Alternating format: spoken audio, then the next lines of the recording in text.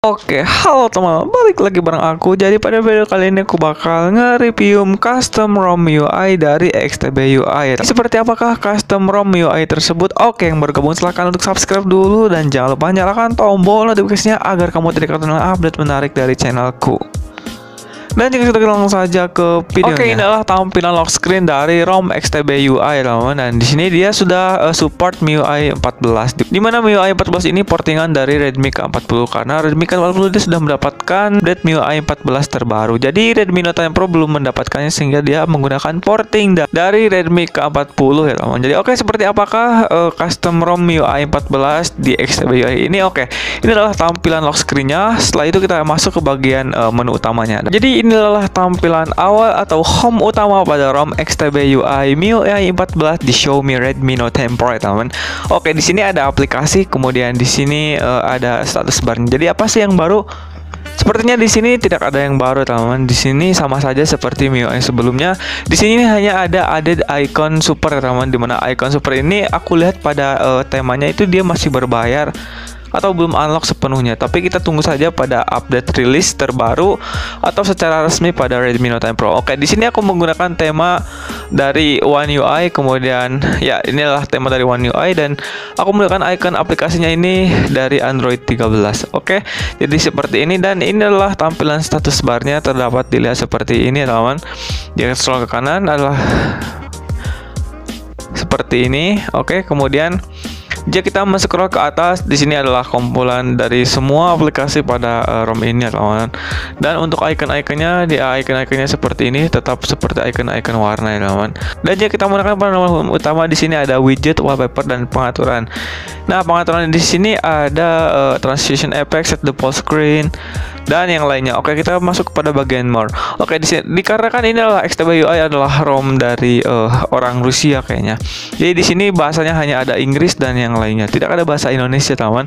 Oke, di sini ada animasi speed, kemudian sistem navigasi, ada swipe dan gesture, kemudian home screen, app port design, set provider, kemudian double tap to lock screen, kemudian home layout, icon. Di sini kita mengatur icon gede kecilnya. Kemudian di sini ada don't remove, global icon, dan di sini ada item arrange seperti ini. Kemudian ada show memory status, blur app preview, dan show suggestion. Jadi seperti ini settingan di home screen-nya. Oke, jika kita menekan pada tombol recon di sini ada memunculkan info aplikasi, ya, teman. Nah, info aplikasi di sini seperti itu, ya, teman. Ada penambahan RAM sekitar 3 GB. Sorry, ngeblur. Nah, seperti itu. Dan di sini bugnya adalah seperti ini, teman-teman. Ini adalah redup atau bug dari ROM ini. Nah, kan rada redup seperti itu. Jadi gue gak tahu ini kenapa. Tapi ini gue menggunakan atau menginstal ROT atau Magis. Gak tahu gak support, gak tahu kenapa. Jadi dia ada bug seperti itu. Jadi kedap-kedip seperti itu, teman. Bisa dilihat sendiri. Sebelum memasang Magis itu ini aman-aman saja dan gak ada bug seperti itu, teman. Mungkin ini human error. Oke, setelah itu kita akan masuk ke bagian pengaturannya, ya, teman. Nah, di sini kita akan ke my device. Nah, seperti lihat di sini ada XTB UI atau di sini MIUI versi 14 yang developer versi 14.0.22.12.8 by XTB team, ya, teman. Oke, kita akan masuk ke detail and spesifikasi. Dan seperti ini detail info dan spesifikasinya. Dimana di sini Redmi Note 10 Pro, kemudian di sini ada RAM-nya 8+3. Setelah itu ada CPU Snapdragon. Versi Android-nya di sini udah versi 13, ya, teman. Nah, bisa lihat sendiri di sini udah Android 13. Oke, sorry. Yuk. Nah, jadi dia di sini MIUI-nya udah support Android 13, ya, teman. Oke, setelah itu kita kembali. Nah, di sini untuk kernelnya, di sini kernelnya Phantom kernel, teman. Di sini gua gak ngerti Phantom kernel itu khusus untuk OSS. Dan dia belum support pada ROM UI. Tapi di sini anehnya dia support kernel Phantom yang versi terbaru, yaitu celangnya 14.300. Itu aku mencoba untuk mengganti-ganti kernelnya dan akhirnya bootloop. Ini aku sudah beberapa kali mengalami bootloop dan bootloopnya itu seperti aneh gitu.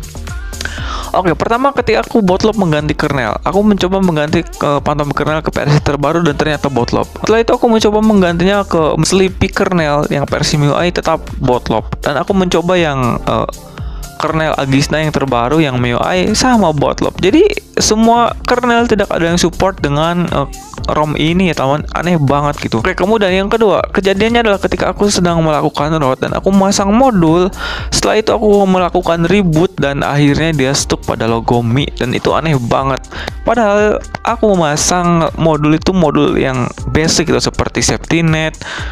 Kemudian di sini ada Dolby Atmos. Kemudian jadi tidak ada modul yang mencurigakan yang sehingga menyebabkan ponselku bootloop. Tapi akhirnya ponselku bootloop.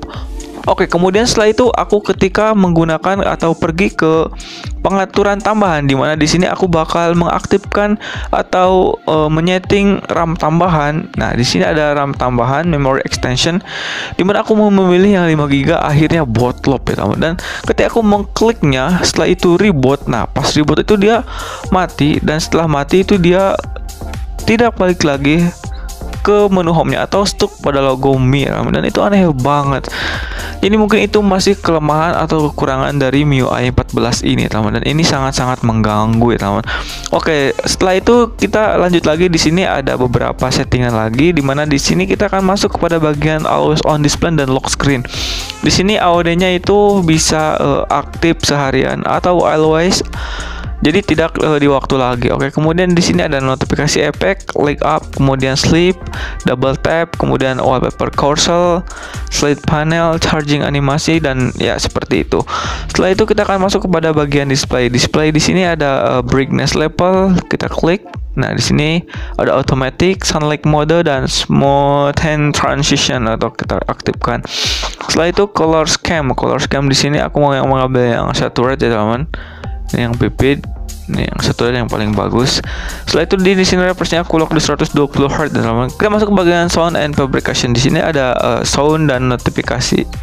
Oke, seperti ini.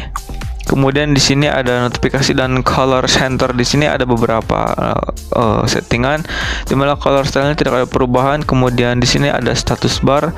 Status bar di sini ada menampilkan LTE menjadi 4G, show connection speed, carrier, edit name carrier, head noise, dan yang lainnya. Oke, setelah itu di sini ada home screen. Kita bisa menyeting home screen-nya seperti yang di awal tadi, wallpaper, tema. Dan untuk tema di sini dia sudah terinstall tema yang versi Cina, teman-teman. Aku di sini aku memasangkan tema yang versi global. Namun di sini masih berbayar, teman, belum aku patch. Oke, kita kembali. Di sini ada password security dan yang lainnya. Oke. Setelah itu di sini ada additional setting. Additional di sini ada data, language, region, accessibility, gesture shortcut, quick ball 100, memory extension, dan second space. Oke, kita klik second space di sini, itu ruang kedua ya teman. Setelah itu di sini aku bakal membahas baterainya. Baterai di sini tuh bisa digolong aneh gitu, kadang awet, kadang boros. Pada awal pemasangan itu aku rasa panas banget, dan ini boros banget teman.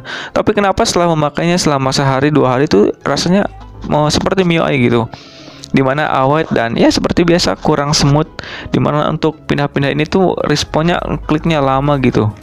Nah, seperti itu, ini lama banget. Jadi beda sama AOSP yang sekali tap itu lancar banget. Oke, jadi baterai di sini bisa lihat seperti ini diagramnya, 2 jam 8 menit dari 100%. Di sini juga aku menggunakan ini. Nah, perangkat kernel manager, di mana di sini depth sleep-nya 92%, dan untuk penggunaan baterai di sini active drain-nya 13.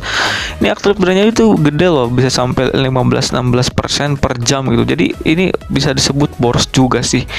Dan untuk suhu baterainya untuk scroll TikTok doang atau Facebook itu dia suhunya anget panas itu 37 dan 38, dan ini nggak nyaman di tangan. Oke, setelah itu di sini ada screen time, Xiaomi akun, privacy, location, service, dan feedback. Jadi tidak ada yang aneh pada MIUI 14 ini, kalau mungkin dikarenakan porting jadi belum banyak banget fitur yang ditambahkan gitu. Tapi pada keterangan update-nya dia di sini udah ada add super icon, dimana super icon-nya di sini malah beli, aneh banget gitu. Oke, setelah itu di sini kita kalau berbicara performa dia di sini lumayan gitu lah. Tapi di sini kernelnya sudah kernel Phantom, jadi kita akan coba membuka COC lawan. Nah, kita akan membuka COC dan kita akan tes berapa sih yang kita dapat Nah, di sini pengaturan cuacanya 120 fps ya teman.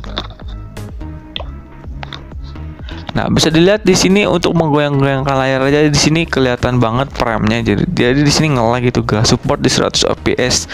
Jadi dia di sini kayaknya hanya support 60 sampai 50 fps saja, teman. Kenapa aku bisa bilang begitu? Karena di sini kalau fps-nya 120 itu pasti gak bakal ngebayang seperti ini, pasti bakal lancar gitu. Jadi sudah kelihatan di sini tuh untuk performanya ya tahulah seperti apa MIUI. Jadi kayak ada keterbatasan performa gitu, kayak ada yang dikunci gitu. Jadi kurang enak banget.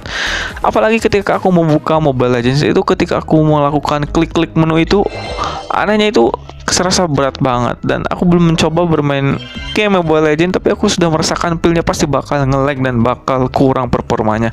Mungkin dengan unlock performa dia bakal mantap.